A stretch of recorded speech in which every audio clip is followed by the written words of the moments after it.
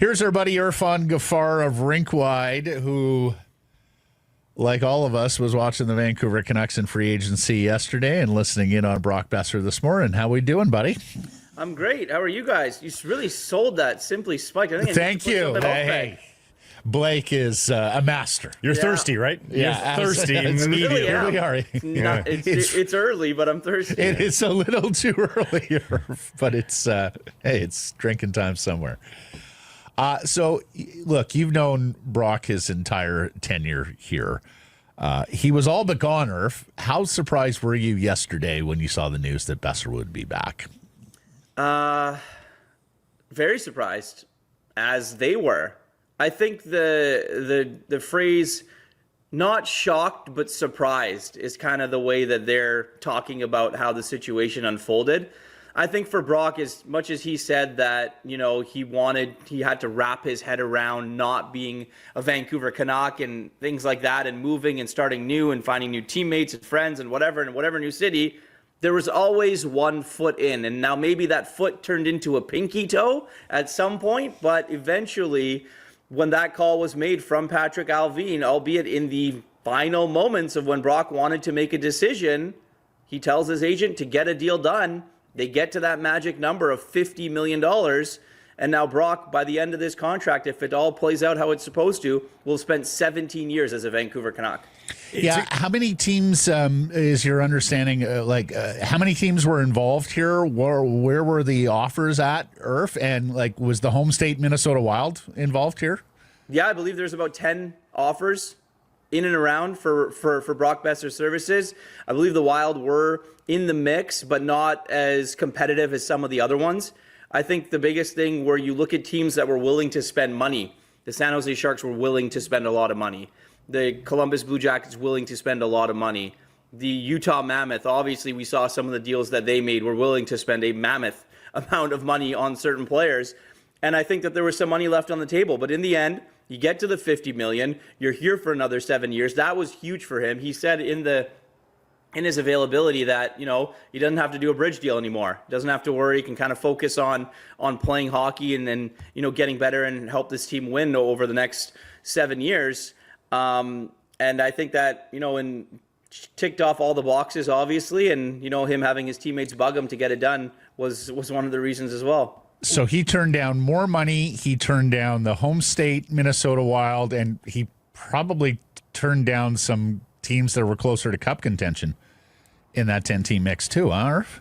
Yeah, I think that, there was some talk about the LA Kings. I don't know how far that got, but there was definitely a lot of teams that were interested. And I think that, for Brock, and just looking at it from a Vancouver Canucks perspective here in the Lower Mainland, it was all about fit.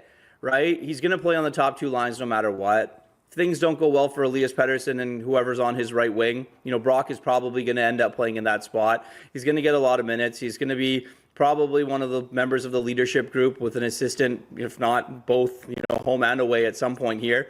And I think, the wanting to, as he says, buy a house here in Vancouver, build a family, and know where he's going to be was very important to him as well.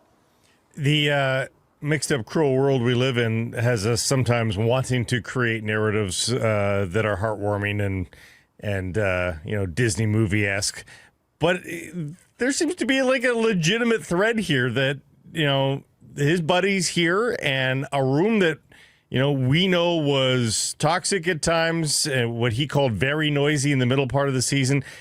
Still, the guys in that room sounded like played a big role in him coming back. And as much as that room has had problems, I think it sounds like Canuck fans should be a little bit heartened by the ones that remain there right now. And the ones that extended here for long periods of time, right? Connor Garland, 6 years, $36 million. Thatcher Demko, obviously with his extension, and then finally Brock Boeser. I think that the noise aspect of it was definitely a lot. I mean, how many times did we talk about this on your show, obviously on RinkWide Vancouver, and every other show to man here in the Lower Mainland about what was going on with the Vancouver Canucks? It was everything but on the ice. And I think that was probably the biggest thing. So for Brock, having guys like Connor Garland be in his corner and in his ear all the time. Tyler Myers was pretty big on it as well. And then, we saw the tweet about Thatcher Demko basically being like, thanks, sweet baby Jesus, that he's coming back. So that they're tight. But these are guys that have come into the organization, except for Garland. I mean, Brock and Demko growing up together, right? And then you have Elias Pettersson that you can add to that mix, also growing up, as well as, a guy like Quinn Hughes. So for Brock, that's kind of the new core four-ish, if you kind of refer to it as how the Toronto Maple Leafs situation is. And for the Vancouver Canucks, I think for management, it's definitely a sigh of relief that they were able to get it done.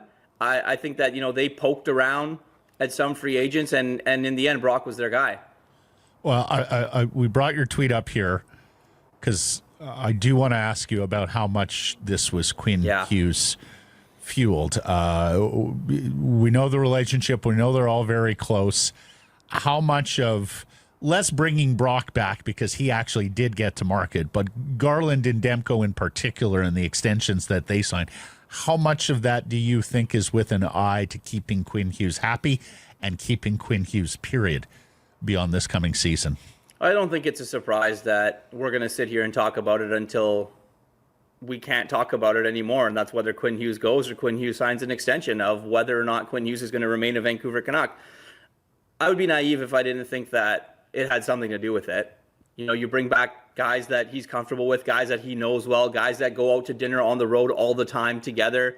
And yes, it is now, 4 Americans that are coming back and, or 3 plus Quinn, that are there. But I talked to someone in the organization that probably would know something about the situation. And I kind of half jokingly said, what a way to keep Quinn.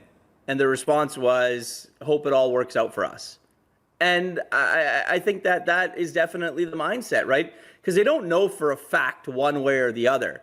Quinn Hughes could, say all the right things and do all the right things and want to be here. But in the end, in the back of his mind, okay, I do want to go play with my brothers.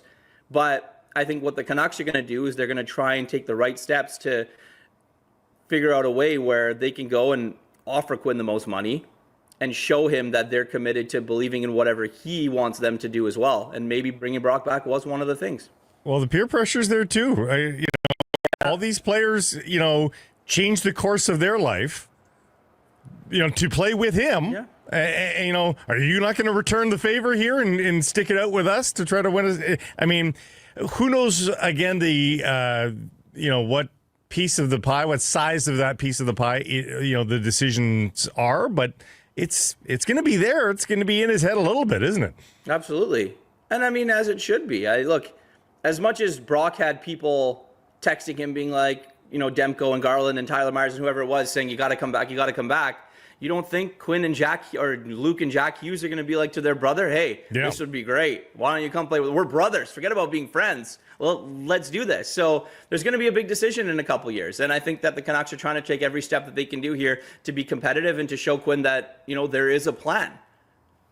The one thing that I'm a little surprised on is that Brock was able to make this decision with clear head, knowing he doesn't know who his centerman will be. As you have sort of alluded to, he hasn't traditionally played with Elias Pettersson. Most of his successes come with JT Miller. And even after the JT Miller trade, looked a little bit, awry over the last third of the season. So he makes a leap of faith that they're going to put somebody capable beside him. Do you think he thinks that it's just going to be Filipino? Do you think he thinks that they're going to pull a rabbit out of the hat here and add another centerman in the remaining, 2 months of this offseason? I think the rabbit of the hat idea makes a little bit more sense, unless the Vancouver Canucks organization knows something a lot more about Filipino and his health status more than we do. I mean, concussions are a scary thing. You hope there's nothing but the best for a guy like him and his recovery and the way that he's training heading into this season. But we can't sit here and think that if Filipino goes into the boards in the corner and gets hit pretty hard, what's going to happen? And if that happens early in the season, if that happens in preseason, if that happens in training camp, like what is going to happen? So the Canucks, I know that Patrick Alvin alluded to Adam Foote saying that he was comfortable with, going with Elias Pettersson and Filipino. I'm not entirely sure management is as comfortable as the head coach. So I think that they're going to try. I really do. And if it happens early in the season, maybe not before training camp, but I do think that, eventually the Canucks are going to acquire a centerman. Do you think Suter's toast? Like, is that ship sailed? I mean, the market's not as hot as people thought it was going to be for a guy like Pius Suter, especially when you see what some of the money is going for. For anybody. The market's not hot really for anybody. Yeah, and, guys are waiting. Like, Ehlers knew he was going to get his money, so he's like, I can just sit on it for a couple days. Brock obviously wanted to come here. So you look at the teams that are willing to spend money right now, and there was a talk that Pius Suter was going to go join Rick Tocchet because Rick Tocchet really liked him, and obviously that didn't work out, or hasn't worked out as we're doing this. But yeah, it's an interesting one. I think he's looking for a long-term deal, 4.5, maybe closer to 5. Like, if you can get 5 on the open market, you go and do that. I'm just not entirely sure that someone's willing to commit that and term for a guy like Pius Suter. Take me through the Thatcher Demko extension. What did both sides get here? What were the motivations as you understand them? You weren't getting term, I don't think, from the Vancouver Canucks point of view, and you weren't getting Demko to extend unless the AAV was high, right? So you shortened the term, you give him a higher AAV, and as Patrick Allvin said, believes that if healthy, they're going to be one of the top 2 top goaltending tandems in the league, and I believe that too. I mean, by all accounts, Thatcher Demko is having himself a hell of an early summer already, working out at 100%, getting ready for this season. But we can't sit here and say that they're not going to go into a preseason game and he tweaks something, and then what? Or we can't say what's game 12 of the season that something happens. So until he goes out and proves it, from the fan base and I guess the media perspective, it's okay. What are we going to get out of Thatcher Demko? But from the team, the guy's been there forever. They wanted to extend him. Both sides wanted to get a deal done, and they ended up making it work. Do you think they'll get an ironclad commitment from the coaching staff that they are not going to overwork Thatcher Demko? Like, yeah. We've talked about it. That they say it's been lip service though, and they cannot help after a few good starts in a row from Thatcher Demko. They can't help but give him the 4th, 5th, and 6th in a row as well. They just can't. Yeah, I mean, look, you almost have to do load management. Like, I think that just with the history of Thatcher Demko's injury, and I think that as much as Thatcher Demko wants to play, I think he knows that the guy that's behind him, or not even behind at this point, it might be right beside him. Beside him, yeah. 1A, 1B is going to be there for you. Maybe you're not going to be dependent on every single night and feel that pressure if you're Thatcher Demko. Like, I got to go. I got to play 10 of 12. Because we're not going to win unless I play. The defense in front of you is a little bit better, and you have a guy like Kevin Lankinen that can step in and also do the job as well. And another thing that's going to motivate Thatcher Demko for trying to be healthy and wanting to be, available is the Olympics. We can't sit here and say that, he doesn't want to go and play and show that he's going to be able to represent his country in February. And those are extra games for both of them. Like, Lankinen's got a chance to go as well, and so you want to make sure games played are low for these players, so when they come back, they've got something in the tank, right?